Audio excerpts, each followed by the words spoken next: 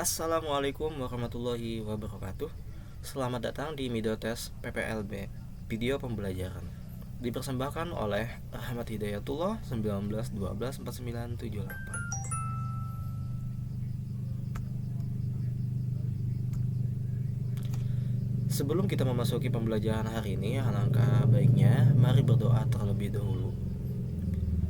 Bismillahirrahmanirrahim. Allahumma aghnini bil ilmi wa zayyinni bil hilmi wa akrimni bit taqwa wa zammilni bil afiyah.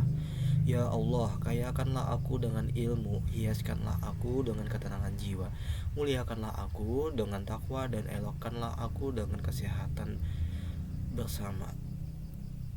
Amin.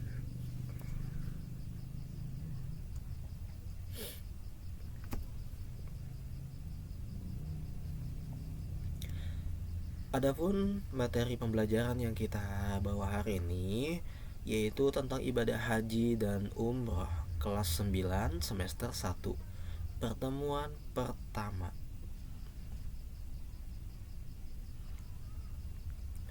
Nah, ini adalah gambaran perjalanan ibadah haji. Nah, ini adalah para jamaah Indonesia datang dari Bandara Jeddah dan selanjutnya.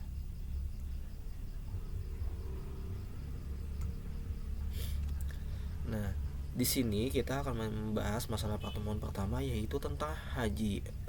Dan selanjutnya nanti insya Allah kita akan membahas di pertemuan kedua tentang umroh. Apa saja yang kita bahas pada pertemuan pertama ini tentang haji, yaitu yang pertama pengertian haji, yang kedua dalil wajib haji, yang ketiga syarat haji wajib haji, keempat rukun haji, kelima wajib haji, keenam larangan haji, ketujuh sunnah haji, 8 dam, 9 macam-macam tawaf, 10 cara mengerjakan haji, 11 mikot, 12 hikmah haji dan lafalnya. Kita lanjut saja. Nah, sebelum kita memasuki pembelajaran selanjutnya, alangkah baiknya kita mengetahui standar kompetensinya, yaitu di sini tanda standar kompetensinya itu 6. Memahami hukum Islam tentang haji dan umroh.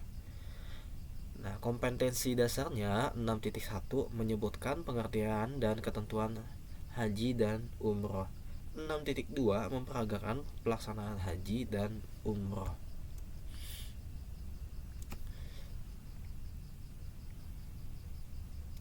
Adapun indikator 1. Menjelaskan pengertian haji dan umroh serta dasar hukumnya. Yang kedua, menjelaskan syarat-syarat haji dan umroh. Ketiga, menjelaskan rukun wajib haji serta perbedaan antara keduanya. Yang keempat, menjelaskan rukun umroh. Yang kelima, menjelaskan sunnah haji dan umroh. Keenam, menjelaskan larangan-larangan pada waktu melaksanakan ibadah haji dan umroh. Ketujuh, menunjukkan dalil naqli terkait dengan ibadah haji dan umroh. Kedelapan, menjelaskan hikmah dan fungsi ibadah haji. 9. Menjelaskan bentuk-bentuk pelaksanaan ibadah haji dan umroh. 10. Menjelaskan tata cara pelaksanaan ibadah haji dan umroh. 11. Memperagakan pelaksanaan ibadah haji dan umroh dengan melakukan manasik haji di sekolah. Kita lanjut masalah pengertian haji. Menurut bahasa, haji artinya menyengaja. Menurut istilah, haji adalah mengunjungi ke Baitullah di Mekah dengan niat melakukan ibadah haji semata-mata karena Allah Subhanahu wa taala dengan syarat-syarat dan waktu yang sudah ditentukan. Hukum dan dalil ibadah haji. Hukum haji adalah wajib bagi orang Islam yang mampu sekali seumur hidup. Firman Allah Subhanahu wa taala, Bismillahirrahmanirrahim, walillahi 'alan nasi hujjul baiti man istata'a ilaihi sabila.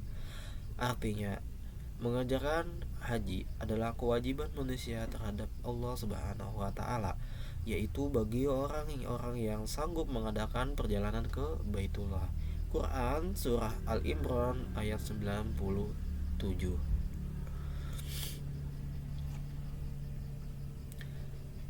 Syarat wajib haji: satu, Islam. Kedua, berakal sehat. Ketiga, balik. Keempat, mampu atau yang keempat mampu istit'ah. Yang kelima, bagi wanita harus ada muhrim. Mampu istit'ah yaitu yang dimaksud itu seperti ini: sehat jasmani, ada bekal untuk biaya perjalanan dan untuk orang yang ditinggalkan, ada kendaraan, aman dan di perjalanan. Sekarang kita akan membahas masalah rukun haji. Nah, rukun haji di sini ada ihram, ada wukuf, ada tawaf, ada sa'i, dan ada tahallul. Apa yang dimaksud dengan ihram? Ihram ialah berniat memulai mengerjakan haji atau umroh atau keduanya sekaligus dengan mengenakan pakaian ihram. Wukuf ialah hadir dan berada di Arafah mulai dari tergelincirnya matahari tanggal 9 Dzulhijjah sampai terbenamnya matahari. Tawaf ialah mengelilingi Ka'bah 7 kali putaran dimulai dari Hajar Aswad dengan posisi Ka'bah selalu berada di sebelah kiri yang bertawaf.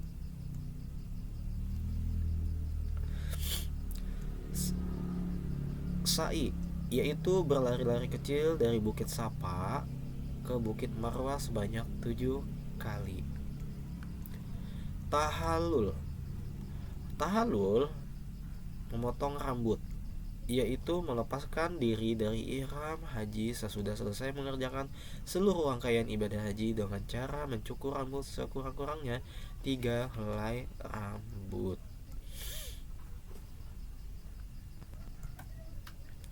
Nah, ini pakaian ihram. Contohnya ini bagi laki-laki dan ini bagi perempuan. Nah, ini adalah wukuf di Arafah. Seperti inilah gambarannya wukuf di Arafah. Nah, tawaf. Seperti inilah juga gambaran orang yang sedang melaksanakan tawaf di Baitullah. Nah, ini sa'i, berjalan santai. Selanjutnya yaitu tahallul, yang sudah melaksanakan rangkaian ibadah haji, lalu selanjutnya mencukur rambut sekurang-kurangnya 3 helai. Namun di sini gambarnya ada yang sampai botak. Nah, kepalanya sampai botak ya. Lanjut. Nah, kita membahas masalah wajib haji. Pengertian wajib haji adalah segala sesuatu yang harus dikerjakan dalam ibadah haji. Apabila tidak dilakukan atau tertinggal salah satu di antaranya, boleh diganti dengan dam atau denda dan ibadah hajinya sah. Lanjut. Wajib haji yang pertama, ihram dari mikot. Mikot adalah batas waktu dan tempat yang sudah ditentukan untuk berihram dengan niat ihram haji. Yang kedua, mabit atau bermalam di Musdalifah. Yang ketiga, melempar 3 jumroh yaitu jumroh ula, wusta, dan aqobah. Yang keempat, mabit atau bermalam di Mina. Yang kelima, meninggalkan larangan haji. Yang keenam, tawaf wada atau tawaf perpisahan. Selanjutnya kita akan membahas masalah sunnah haji. Yang pertama, memakai kain berwarna putih.